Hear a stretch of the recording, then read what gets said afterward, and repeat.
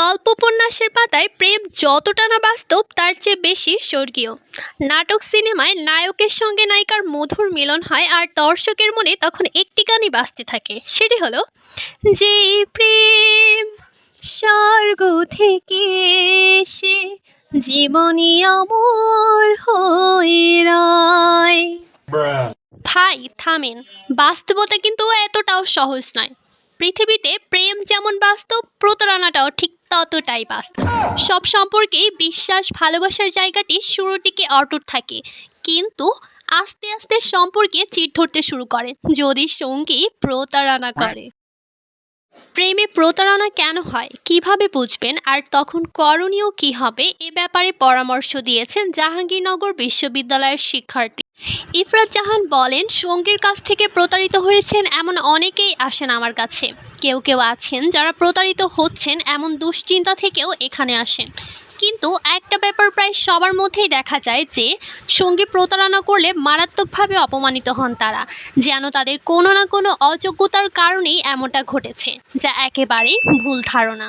মনোবিদ ইফরাত জাহান বলেন, একটি সম্পর্কে থেকেও কেন একজন ব্যক্তি অন্য কারোর সঙ্গে জড়িয়ে পড়েন তার সঠিক কোনো ব্যাখ্যা নেই।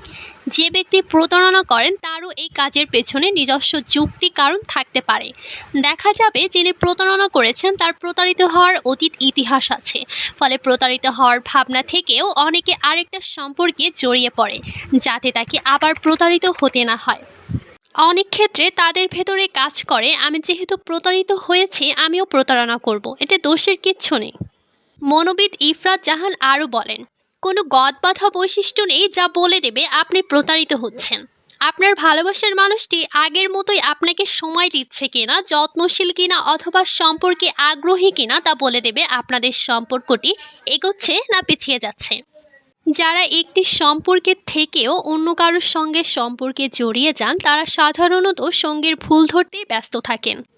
তাদের মধ্যে এক ধরনের বশ করার গুণ থাকে, যে কারণে তিনি আপনার সঙ্গে অন্যায় করলেও আপনার মনে হবে ভুলটা বোধহয় আপনারই।